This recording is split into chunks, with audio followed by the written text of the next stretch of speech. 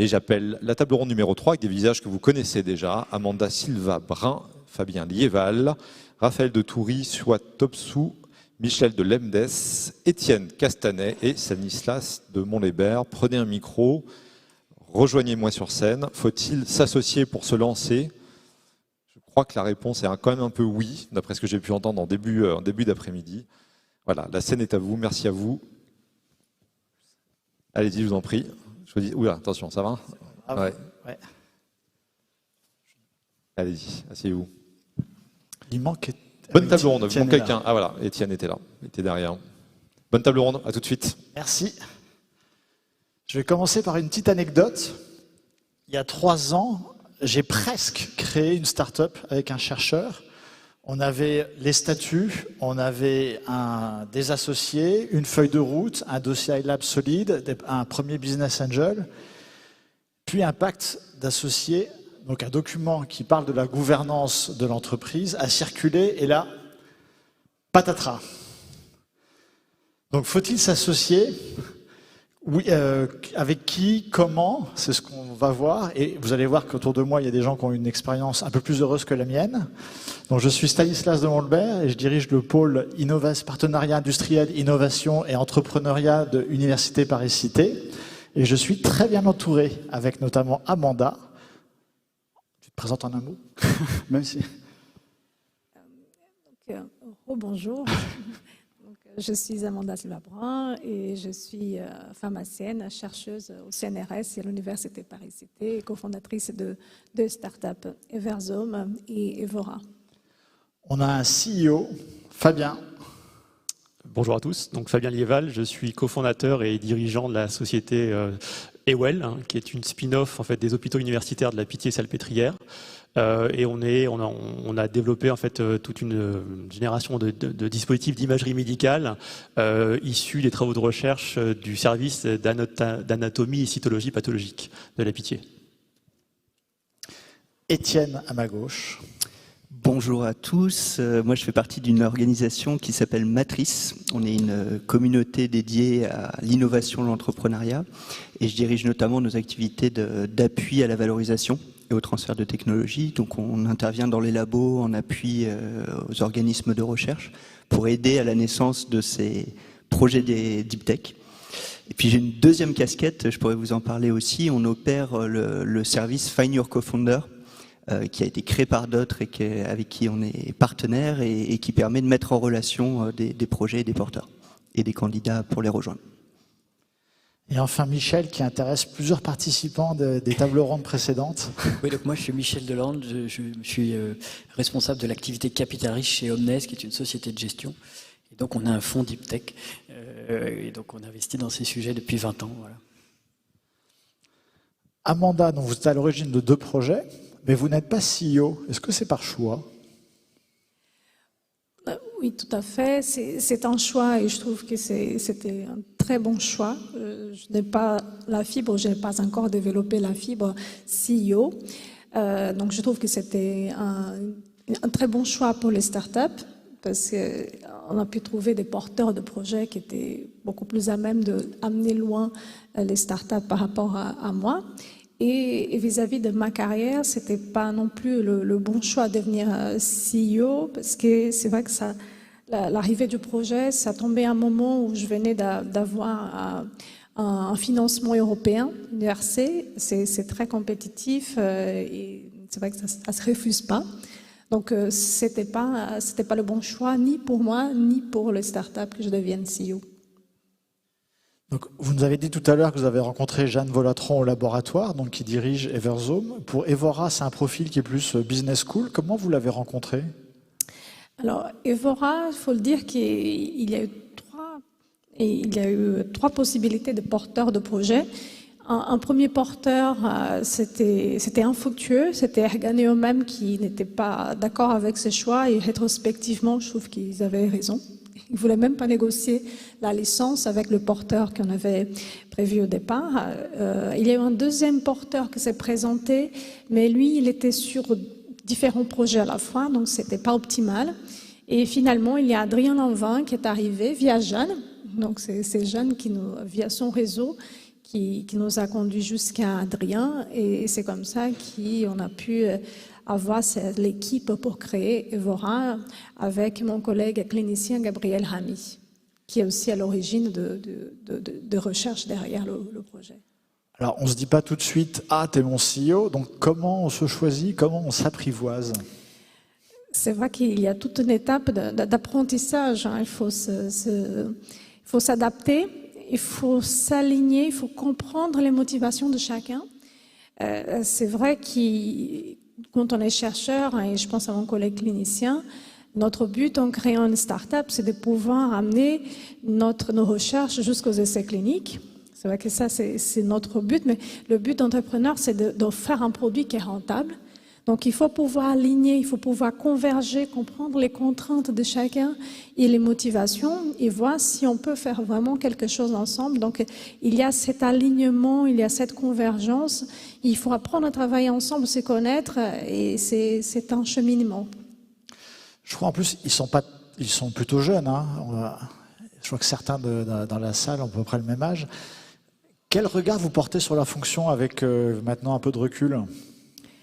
J'ai beaucoup de respect à propos de ce qu'ils font. C'est vrai qu'ils arrivent à capitaliser bien sur ce qui a été fait dans le passé au laboratoire. Ils sont très ancrés sur le présent, sur le présent. Il faut être sur les levées de fonds, il faut être sur les demandes de prix, de financement et un regard à long terme sur l'avenir. Donc c'est vrai qu'ils arrivent à avoir un spectre très large et je suis très admirative du travail qu'ils font. Je suis sûr qu'on peut être aussi admiratif de Fabien, le CEO d'Ewell. Donc vous travaillez avec un enseignant-chercheur de Sorbonne Université. Qu'est-ce que vous inspire, ce que vous venez d'entendre? Et est-ce que vous vous retrouvez de l'autre côté? Alors, je pense qu'il y a vraiment beaucoup de mots-clés qui rentrent en résonance par rapport à mon propre vécu ou par rapport à Ewell notamment. Je pense que ce qui a été dit aussi dans une table ronde précédente, c'était, il y avait deux phrases qui m'ont vraiment interpellé, qui était la notion d'intimité de relation. C'est-à-dire qu'il y a vraiment ce côté de développement psychologique et il y a des mots-clés qui ressortent qui sont assez évidents. On a cité forcément la partie complémentarité. C'est-à-dire complémentarité des profils, complémentarité en fait des savoir-faire, des savoir-être, etc. Je dirais que j'irais même plus loin. En fait, il faut aussi savoir partager peut-être une vision commune, partager du capital parce qu'effectivement vous êtes associés, vous partagez effectivement des actions, mais ça va aussi au niveau d'une partage d'une vision et de valeurs communes. Et je pense que le dernier mot clé qui m'interpelle, c'est la notion de confiance. C'est-à-dire que moi, dans mon cas, en fait, j'ai rencontré mon associé qui était toujours enseignant-chercheur. On se connaissait pas du tout. On n'avait pas du tout en fait de connaissances communes, etc. Et on a appris en fait. Déjà, on a fait une première rencontre, on a appris en fait à matcher l'un et l'autre, savoir s'il y avait du feeling qui se partageait, et ensuite à rentrer dans un niveau de confiance qui était assez suffisamment évident pour qu'on puisse être amené en fait à travailler ensemble et à se partager les fonctions. C'était vraiment important. Et donc, comment vous répartissez les rôles? Et est-ce que vous avez des exemples pour montrer un peu les grandes décisions que vous prenez? Comment ça se passe? Alors, je dirais que dans notre cas particulier, en fait, on est sur une innovation qui à l'origine n'était pas deep tech. Puisqu'on est, alors mon associé lui est responsable d'une plateforme d'imagerie en fait dans le service d'Anapat de la Pitié-Salpêtrière, donc il est au contact quotidien avec des médecins et avec des utilisateurs en fait de systèmes d'imagerie en fait de pathologie. Et donc il est le premier en fait regard finalement de l'utilisation des besoins, du retour d'expérience des utilisateurs et ce qui l'a amené en fait à envisager, imaginer différents concepts d'imagerie, de nouveaux concepts d'imagerie. Et donc dans ce cadre-là, nous, on s'est vraiment associés, lui plutôt sur une carte, j'ai des intuitions, j'ai une bonne connaissance du réseau et des besoins des médecins, et moi qui suis plutôt une sorte de garde-fou technique et financier finalement, ou une sorte de chef d'orchestre, si je prends une parabole, qui va essayer de traduire ces idées, ces images, ces intuitions, et les traduire en fait sur des aspects très opérationnels. Donc je vais écrire finalement la feuille de route, je vais driver ou manager des bureaux d'études techniques, etc. et chercher des financements pour arriver en fait à passer du stade de l'idée a aujourd'hui en fait ce qu'on appelle un MVP, donc c'est-à-dire un dispositif d'imagerie à l'échelle pré-industrielle, et donc effectivement qui réduise aussi le risque technique, financier et marché. Et quand vous rencontrez un client ou un investisseur, vous sentez le regard différent porté sur le dirigeant et le fondateur qui incarne peut-être la science et le projet? Alors, ce qui est assez intéressant, c'est assez intuitivement, on s'est mis en fait en résonance aussi tous les deux. En fait, on a établi une sorte, sans forcément se le dire, de collaboration ou de jeu de rôle. C'est-à-dire quand il s'agit de rencontrer en fait des prospects, que ce soit des médecins, que ce soit des partenaires distributeurs ou en fait des industriels du secteur, lui est plutôt mis en avance de phase. Effectivement, puisqu'il vient du secteur, puisqu'il connaît bien, puisque c'est vraiment un expert qui est reconnu dans son domaine d'activité. Et une fois que cette première démarche est faite, moi je prends le relais pour la partie plutôt opérationnelle et la partie négociation en fait. Donc c'est une partition qui se fait naturellement en fait, mais aussi encore une fois, puisqu'on a une base de partage et de vision commune en fait. Merci. Alors Étienne, donc au sein de Matrice, en tant qu'opérateur de Find Your Co-Founder, dans le cadre du dispositif aussi Tango de BPI France, vous êtes amené à faire rencontrer, à faire des associations.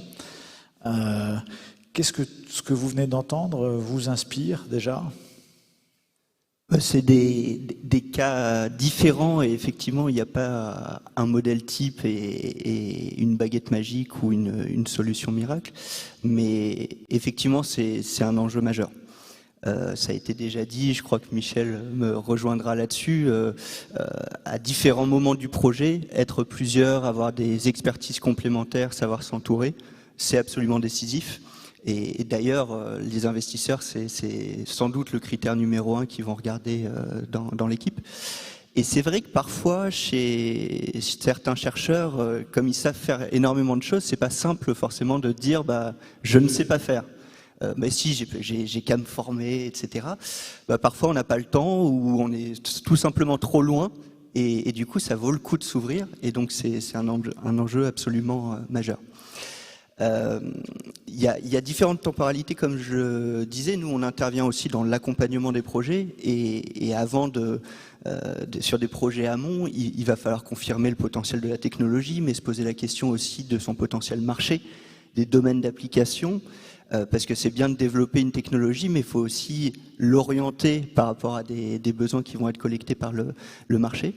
Et du coup, dans ces problématiques d'association, je crois qu'il y a un premier stade qui est de développer suffisamment le projet pour rendre le projet intéressant et pour pouvoir convaincre des gens de rejoindre l'aventure. Et plus le projet sera avancé, dérisqué, déjà dans des processus de valorisation, plus il pourra y avoir des profils intéressants, seniors, qui vont rejoindre l'aventure. Ensuite, l'association en elle-même, il faut tester des choses, il faut s'ouvrir. Il ne faut pas parler pendant des mois sur ce qu'on pourrait faire, mais tester réellement la résistance au stress, travailler ensemble. Et en même temps, et l'entrepreneuriat, c'est beaucoup une question de cadencement, de rythme, il faut prendre le temps de se découvrir avant d'aller plus loin. C'est absolument essentiel. Et parfois, quand on est seul au début d'un projet, on se dit j'ai absolument besoin de cette compétence et du coup, je vais associer quelqu'un pour l'avoir. Non, un associé, c'est pas simplement une compétence, c'est effectivement, je rejoins complètement ce qui était dit, c'est quelqu'un qui va porter le projet, qui doit avoir votre confiance et qui doit être réellement convaincu par le projet, que vous ayez une vision parfaitement alignée. Donc c'est quelqu'un sur lequel vous allez vous appuyer, donc c'est bien plus qu'une compétence, c'est quelqu'un qui vous rejoint dans cette aventure. Là, vous avez vu maintenant un certain nombre d'associations, de binômes, trinômes, etc. Qu'est-ce qui marche et qu'est-ce qui ne marche pas? Qu'est-ce qui vous surprend encore? Encore une fois, parfois, il y a plein de méthodologies qui ont été développées, des tests psychosociologiques qui peuvent être utiles, etc. Mais à la fin, il y a beaucoup d'humains et je n'aurais pas la prétention de dire qu'il y a un modèle unique. Ça a été dit, les éléments clés, c'est déjà la confiance, la vision du projet, quelqu'un avec qui vous allez cheminer pendant longtemps. La complémentarité, parce qu'au début d'une start-up, on n'a pas beaucoup de ressources, donc si vous avez des ressources trop proches, vous gaspillez un peu ces ressources, et puis il y a aussi le risque de se marcher sur les pieds. Moi, j'ai un exemple en tête où deux profils très scientifiques qui portaient l'entreprise, au bout d'un moment, ils étaient un peu sur les mêmes sujets, pas complètement alignés sur tout, et ils n'avaient pas la même vision à long terme du projet. À la longue, ça frotte et ça conduit dans ce cas-là à une séparation. Donc, de la complémentarité dans les profils et puis aussi se répartir les sujets. Et il y a des outils très simples sur qui prend quoi, qu'est-ce qu'on adresse et où est-ce qu'on a des trous dans la raquette, et c'est là-dessus qu'il va falloir compléter. Encore une fois, pas forcément par un cofondateur, ça peut être par un salarié, par des freelances, etc. Voilà quelques éléments. Alors, Michel, vous investissez dans les startups plutôt au début de leurs aventures, de leur histoire. On a vu quand même dans la table ronde numéro 1 et même numéro 2, je crois, des thésards qui deviennent entrepreneurs. Sur tout ce que vous voyez comme projet, quelle est la part des startups où l'entrepreneur est le chercheur ? Alors, j'ai pas la stat sur tout ce qu'on reçoit à peu près 1000 dossiers par an pour finalement investir dans 3 boîtes par an. Donc, vous voyez que, mais sur donc là, on est sur notre fonds qu'on est en train de déployer, on a 13 sociétés en portefeuille, et sur les 13 sociétés en portefeuille, on en a 5 qui ont été créées ou co-créées par des chercheurs. C'est pareil, j'avais pas la stat il y a 20 ans, parce que je fais ça depuis 20 ans, et c'est sûr que c'était pas 30%. Voilà, donc la tendance est très bonne, et 30% sur un portefeuille, ça me paraît... j'ai été surpris moi-même par le chiffre. On a entendu déjà plusieurs fois cet après-midi l'équipe. Vous, quand vous étudiez un dossier, parce que passer de 1000 à 3, on est extrêmement sélectif, quelle est la place de l'équipe ? Et on se trompe. Et on peut se tromper. Quelle est la place de l'évaluation de l'équipe et comment on évalue une équipe de direction, une association ? Honnêtement, s'il y avait une méthode, on aurait tous des performances. Mais en fait, ce qui est sûr, c'est que 80% du succès d'une start-up, c'est l'équipe. Voilà, donc il vaut mieux partir avec une bonne équipe, un mauvais produit, un mauvais marché que l'inverse, quoi. Ça, c'est sûr. Après, nous, on investit souvent sur des équipes qui sont par définition incomplètes. Donc, nous, ce qu'on aime en fait, c'est d'abord avoir des porteurs de projets qui ont une ambition. Je crois que c'est la première chose. Il faut avoir une grosse ambition parce que c'est ça qui permet de se lever le matin et vraiment de faire le maximum. Je pense on cherche aussi des dirigeants qui ont le goût du risque. Parce qu'honnêtement, il faut accepter de se tromper, ce qui est pas forcément, ce qui est très dur, hein, mais en fait, il faut juste se dire, moi, je connais pas de gens qui ont réussi sans se tromper. Je crois que ça n'existe pas. Et moi, j'ai jamais vu d'entrepreneur qui réussissait soit la première fois ou qui réussissait tout ce qu'il faisait. Ça, c'est pas forcément dans notre culture. Donc ça, c'est vraiment des qualités. Enfin, je pense que c'est vraiment des états d'esprit qu'on cherche chez les porteurs de projets, qui soient issus du milieu de la recherche ou pas. Et puis après, c'est vrai que les porteurs de projets, en fait, ça fait appel à des qualités qu'on a rarement testées, surtout pour de jeunes entrepreneurs, parce qu'en fait, c'est pas des qualités très techniques. Et parfois, on se dit, ça va être facile, parce que c'est pas technique, mais en fait, c'est difficile, parce qu'il faut savoir, nous, ce qu'on dit toujours, c'est, il faut savoir s'entourer, il faut savoir écouter, il faut savoir décider. Et ça, c'est des choses qu'on n'a pas appris à l'école, quoi, ou peu, quoi. Donc, mais ça s'apprend. Donc nous, on essaie de voir déjà s'il y a une ambition qui est commune, qui correspond nous avec nos objectifs de rendement, avec si les gens sont pas terrorisés à l'idée de prendre une décision, parce que diriger une boîte, c'est trancher tout le temps en fait. Donc si on a des gens qui veulent pas se tromper, il faut pas entreprendre dans ce cas, ça c'est sûr. Donc, un chercheur peut s'associer avec un CEO. Puis un investisseur arrive, des business angels, etc. Derrière, alors on parle de montants, on cherche 1 million, 5 millions, etc. Mais c'est pas pour rien. Quels sont un peu les principes qui sous-tendent la répartition des parts et comment le chercheur fait qu'il ne se sent pas dépossédé? Ça c'est une très bonne question. C'est une très bonne question parce que c'est pareil, il n'y a pas de méthode. Ce serait trop simple. Enfin, il y a des méthodes, mais elles ne s'appliquent pas à des startups parce que quelque part, quand on a des startups qui font pas de chiffre d'affaires, qui font que des pertes, on peut pas appliquer de multiples. Enfin, voilà. Donc les méthodes en fait ne sont pas très utiles. Nous on est sensible à deux choses. La première, c'est effectivement on regarde combien il faut qu'on paye parce qu'on fait une hypothèse de cession. On se dit si on sort dans 5-10 ans. il faut qu'on fasse x5, x10, etc. Donc ça, on fait un peu un reverse engineering en disant voilà, il faut que le prix d'entrée soit celui-là. Et on combine cette approche avec une autre approche qui est de dire finalement celui qui va pédaler ou ceux qui vont pédaler, pour qu'ils pédalent, il faut quand même qu'ils aient intérêt à le faire. Et donc voilà, donc est-ce que c'est 50% pour alors ça c'est assez personnel, hein. Et les gens, il faut qu'ils aient 50% de leur boîte, il y en a, il faut qu'ils aient 30. Mais en général, c'est pas tant nous qui décidons ça, c'est aussi ça dépend du montant levé, parce que plus vous levez, plus vous êtes dilué, hein, même si les valorisations permettent d'ajuster un peu. Mais donc et il faut savoir que pour nous, en fait, il y a un gros effet pervers à avoir des dirigeants qui ne sont plus intéressés au capital. Donc on n'a pas intérêt, parce qu'in fine, ça peut être une question de rapport de force. Hein, voilà, vous voulez 1 million, il n'y a que nous qui sommes intéressés par le fait d'investir dans votre société. Bon, c'est à nos conditions. Mais si on fait ça et que finalement le dirigeant accepte ou le fondateur accepte, un peu en désespoir de cause, c'est pas très bon pour nous parce que il va se retransformer potentiellement un peu en salarié, si vous voulez. Et donc on va perdre un peu ce que je disais au préalable, c'est-à-dire l'ambition, le goût du risque. Il va se retrouver un peu en salarié, il va favoriser le salaire. C'est pas ce qu'on cherche. Donc, vous voyez, finalement, c'est un peu, c'est un savant dosage entre ces différents paramètres. Alors, Amanda, quel souvenir gardez-vous des discussions autour des répartitions des parts et est-ce que vous êtes fait accompagner pour ça? C'est vrai que c'est un sujet important, la répartition de parts. Et je dirais qu'il faut être très sincère vis-à-vis de soi-même, vis-à-vis de ses associés. Parce qu'il y a Jeanne Volatron me disait, une start-up, c'est pas le passé, c'est l'avenir. Il faut penser comment on va s'impliquer, à quel pourcentage on va vraiment pouvoir s'impliquer. Donc il y a tout ça à prendre en compte.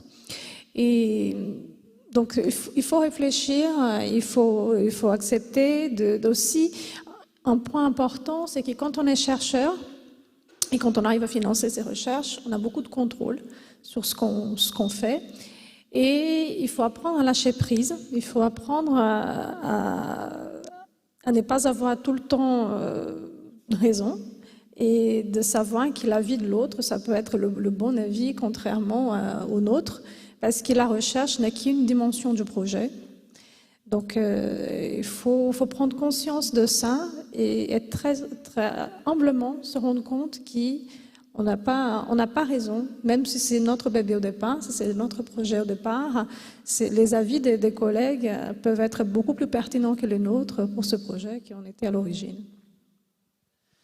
Donc, ça, c'est l'exercice départ. Ensuite, il y a la gouvernance, c'est qui fait quoi. Vous avez forcément un pacte d'associés où on se tape la main? Oui, nous avons un pacte d'associés. On s'est mis d'accord sur ce pacte d'associés. C'était des discussions très apaisées. Ça peut être très apaisé, donc pour vous dire que ça peut très bien se passer aussi. Et donc, ce pacte d'associés, il est amené en fonction de ceux qui rentrent, de changer. Ça peut très bien se passer aussi, je vous rassure. Fabien aussi, vous avez un pacte d'associés ou c'est en gestation avant qu'il y ait un fonds qui arrive peut-être? Alors, disons que nous, on a eu un peu le luxe jusqu'à présent en fait, de pouvoir faire l'intégralité du développement jusqu'à la version pré-industrielle sans le recours à mon collègue d'à côté. Mais j'ai la chance par rapport aux autres tables rondes en fait, d'avoir au moins un investisseur à mes côtés. Donc voilà, je tiens à le préciser. Non, jusqu'à aujourd'hui, la question ne s'est pas posée, puisqu'effectivement, le pacte, la table d'actionnariat en fait, n'a pas du tout changé depuis le démarrage. Maintenant, on va rentrer dans une phase effectivement, où on va changer effectivement un peu la donne. Puisque en fait, comme on est sur un outil nous qui est vraiment qui a une dimension industrielle qui est très forte, on a besoin de effectivement s'adosser soit à un industriel, donc on a des contacts en cours, soit effectivement de recourir en fait à des fonds pour pouvoir se développer, etc. Donc effectivement, la question va se poser, mais c'est déjà des choses qui sont un peu latentes, dont on discute effectivement déjà sur le long cours. Étienne et Michel, vous voyez les projets arriver déjà un peu... Oui, nous en général on ne fait pas d'amorçage, donc il y a déjà un fonds d'amorçage qui a fait une grosse partie du boulot avant. Quoi. Et alors justement, on a entendu pas mal de noms, Inserm Transfer, PBS, pareil Biotech Santé, CNRS Innovation, Erganeo, et j'en oublie certainement. Quel regard vous portez un peu sur l'écosystème dans leur accompagnement par rapport à l'accompagnement des chercheurs, notamment sur ces sujets-là? Moi, ce que je peux dire, c'est qu'en 20 ans, je trouve que le niveau n'a rien à voir avec ce qu'on... Voilà, je trouve qu'on a des porteurs de projets qui sont beaucoup plus aguerris, beaucoup plus préparés, beaucoup plus ambitieux. Alors c'est probablement le rôle des uns et des autres, hein, et puis on voit aussi, au-delà des initiatives publiques, des universités, de la BPI, etc., ce qu'on voit aussi, c'est que des dirigeants qui sont issus du monde de la recherche, qui ont créé leur entreprise, qui ont réussi, qui l'ont revendue, deviennent assez naturellement et assez facilement business angels. Voilà, parce que ça les intéresse, ils savent qu'ils ont eu de la chance, ils l'ont saisi cette chance, ils l'ont provoquée, mais ils en ont eu. Et donc il y a un désir de rendre, et donc je pense que ça participe au développement et à l'amélioration de cette transformation de projets scientifiques en projets entrepreneuriaux. Et moi je trouve que la tendance est très bonne en tout cas. Je rejoins complètement le constat et je crois que le message a déjà été passé. Entreprendre aujourd'hui, même si c'est une aventure longue, difficile, on n'a jamais été autant entouré. Et du coup, il faut savoir saisir toutes ces opportunités, aussi bien des dispositifs financiers, des accompagnements, etc. Mais aussi l'écosystème se structure et la BPI a bien identifié ce sujet aussi de l'association. Il y a beaucoup de choses qui ont été mises en place, que ce soit la plateforme les Deep Tech, on en parlait tout à l'heure, des services tandem qui permettent à des porteurs et aux organismes de valorisation qui les accompagnent de poster ses besoins, exprimer des besoins, du coup rentrer en relation avec des cofondateurs. Le service Tango, où là c'est pas des cofondateurs, c'est des advisors, mais ça compte aussi dans le développement d'un projet. Très tôt, avoir des seniors qui viennent partager leur expérience.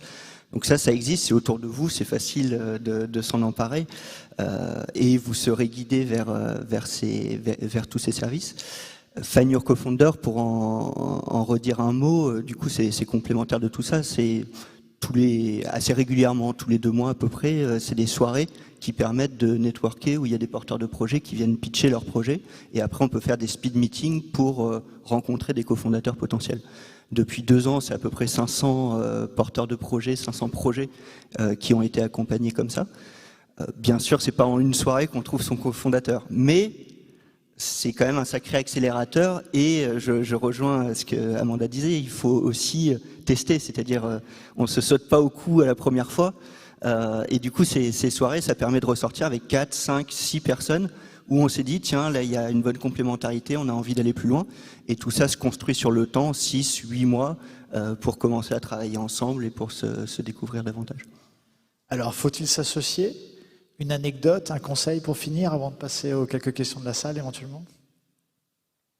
Alors, si je peux compléter, par rapport à s'associer, je voulais aussi dire qu'on est très bien accompagné pour s'associer et pas que pour s'associer, pour suivre. Donc ça revient un peu à la discussion d'avant. C'est vrai qu'aujourd'hui, je voulais parler de proximité qu'on a avec vous. Je pense qu'il ne se passe pas une semaine sans que je vous dérange. Stanislas, Damien Marchal et Fabien Lieval. Donc on est très bien entourés pour s'associer et pas que.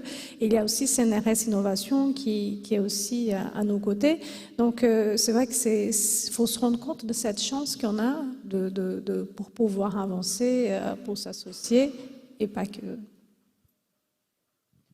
Nous, typiquement, on préfère quand même des équipes un peu constituées. C'est vrai que le one-man show, pour nous, c'est beaucoup plus risqué, quoi. C'est-à-dire qu'avoir quelqu'un c'est plus risqué parce qu'on ne dépend que d'une personne, et c'est plus risqué parce que cette personne va vouloir tout faire.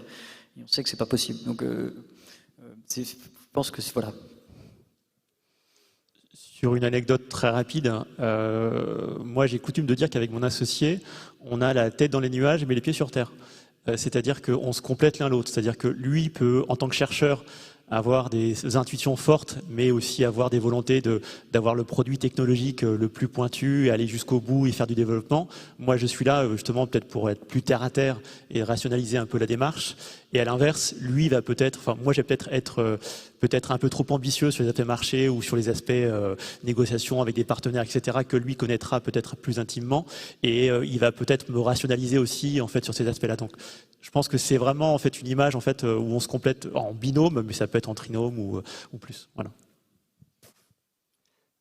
Un point à avoir en tête, c'est quand quand on s'associe, c'est un moment c'est un geste au cœur de l'entrepreneuriat. C'est-à-dire que c'est difficile, mais c'est une décision que vous allez devoir, vous, porteurs, prendre seul à un moment. Vous êtes très accompagnés, mais c'est des choses qui sont intimes.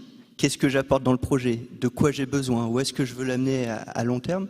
Et du coup, je crois que pour des chercheurs qui se destinent à l'entrepreneuriat en tant que CEO ou dans une autre position, c'est vraiment là que vous rentrez au cœur de l'entrepreneuriat et vous aurez énormément de conseils. Attention à ne pas vous émietter le capital trop tôt, attention à ne pas aller chercher quelqu'un pour des mauvaises raisons. Mais à la fin, personne n'a la bonne réponse à part vous. Un projet qui ne s'est pas ouvert, où on n'est pas allé chercher un associé qui s'arrête, ça conduit où? Juste une anecdote pour ne pas être trop long, c'est public, il y a la fondatrice, une des cofondatrices de Lumi, vous savez, ces petites boîtes qui racontent des histoires pour les enfants, qui s'était associée avec 2 amis d'enfance et à un moment dans le développement du projet, elle est partie aux États-Unis. Là-bas, toute seule, devant un marché complexe, etc., elle a fait un burn-out. Tout aurait pu s'arrêter là. Et ses associés ont détecté qu'elle faisait un burn-out, même si elle était à distance, l'ont rappelé en Europe et lui ont dit « mais tu fais partie de l'aventure, et cette aventure, on va la conduire à 3, et tant pis si on ne développe pas ce marché tout de suite, le plus important, c'est de t'avoir à bord et que tu puisses contribuer. » Je crois que c'est une belle histoire, et on vous parle tout le temps de levée, de licorne, etc. C'est avant tout ça un associé. Et entreprendre, c'est aussi ces aventures humaines. Merci. Est-ce qu'il y a des questions?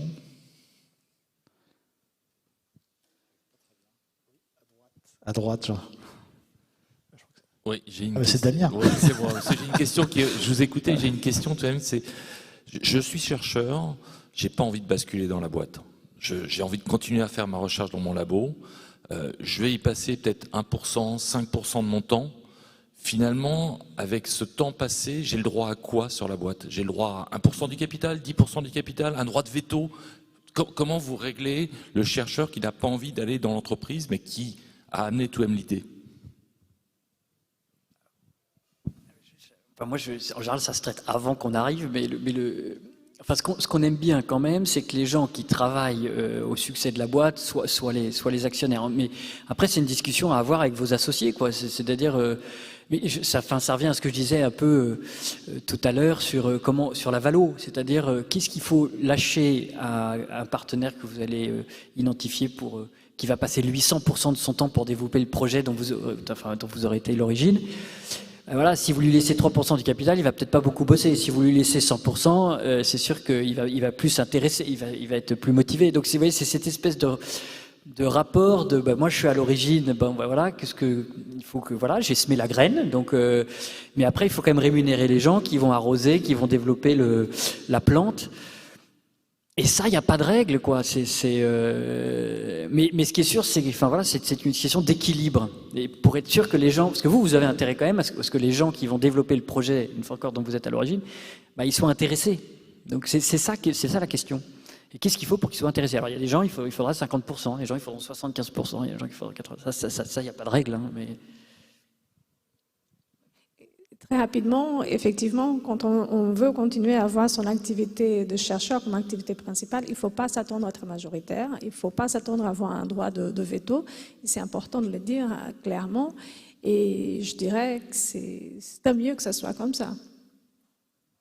C'est effectivement un cas qui se pose souvent. La première chose, c'est qu'il faut dégonfler certaines représentations. Parfois, on se dit une idée ou un résultat scientifique, j'étais à l'origine.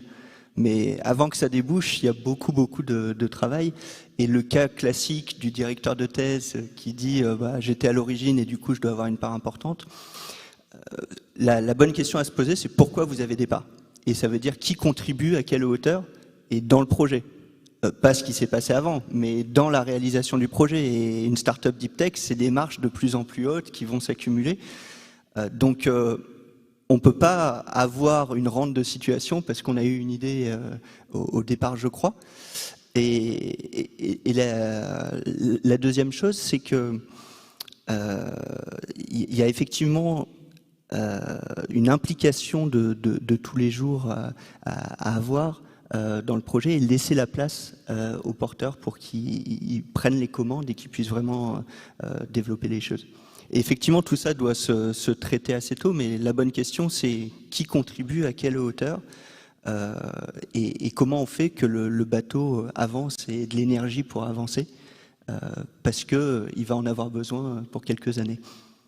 Moi, je vais être très provocateur, parce que pour pas avoir beaucoup de chercheurs, mais je sais que c'est très compliqué de trouver mais vous savez, développer une boîte à partir d'une idée, c'est très, très compliqué. Et en plus, ça peut ne pas marcher. Donc, voilà, il ne faut pas... cette répartition entre celui qui a semé la graine, encore une fois, et puis celui qui a développé, développer une boîte, c'est très compliqué. C'est très difficile. C'est sympa, parce que c'est difficile. Voilà. Et je voulais juste ajouter un point. Le capital, c'est pas les décisions. Ça peut y avoir un lien, mais les pactes d'actionnaires, on peut aussi avoir un droit de regard, un droit d'orientation, il y a l'équipe dirigeante, mais donc on peut avoir peu de parts et en même temps avoir son mot à dire dans les décisions. Et un dernier point, par contre, on peut bien continuer la recherche et être impliqué dans une start-up sous plein de formes possibles, en conseil scientifique, en CTO. Donc, vous pouvez aussi vous impliquer dans des projets deep tech tout en continuant la recherche. Souvent, quand on dit ça à des chercheurs, ça lève beaucoup de prévention et beaucoup de doutes. Et on a besoin de chercheurs. La deep tech, on ne la fera pas sans chercheurs.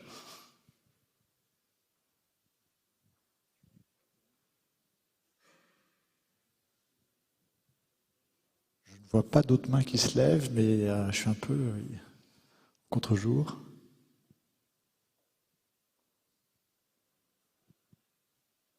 Les jeunes, il n'y en a pas qui ont des projets, qui ont des envies, qui ont des questions?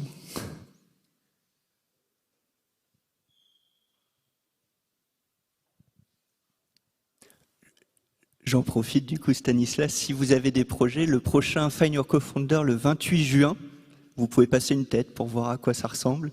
Et cet écosystème de l'entrepreneuriat, si vous vous destinez à ça, un conseil qu'on peut vous donner, c'est commencer à en parler autour de vous, rapprocher de vous d'entrepreneurs, rentrer dans ces réseaux. Quand on est chercheur ou quand on n'est pas de ce monde-là, c'est très atomisé, ça semble un peu compliqué d'accès.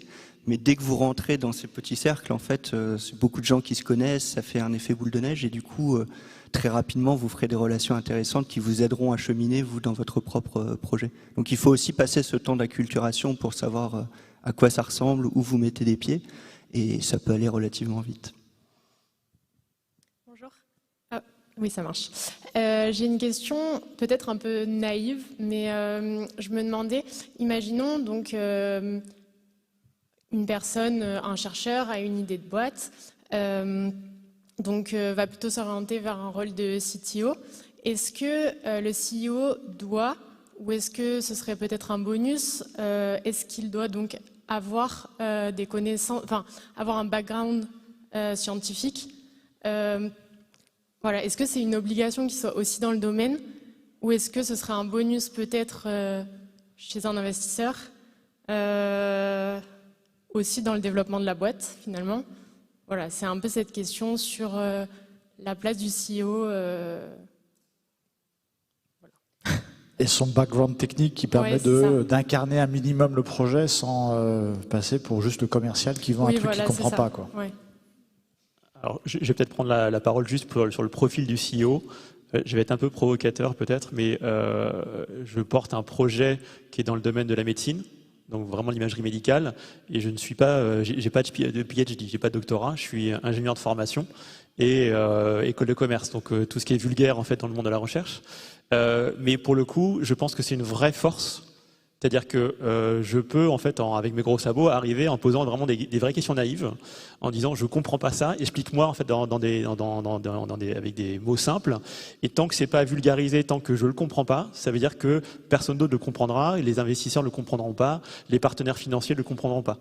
Et c'est aussi, en fait, je pense, une force d'arriver avec une casquette complètement différente et complémentaire, en fait. Enfin, encore une fois, le mot complémentaire, c'est un mot valise, mais je pense que c'est vraiment important.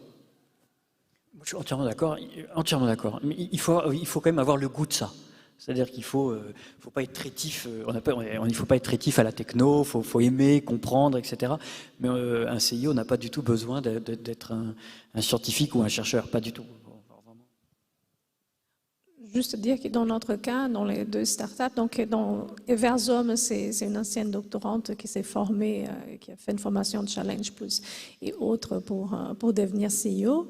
Et dans notre cas, Devora, c'est un économiste, c'est quelqu'un qui avait déjà créé une startup avant, même deux, et qui s'est greffé au projet. Donc on peut avoir des profils très différents et je dirais que c'est très bien de pouvoir attirer des profils vraiment business, à pouvoir attirer ces gens-là vers nos projets.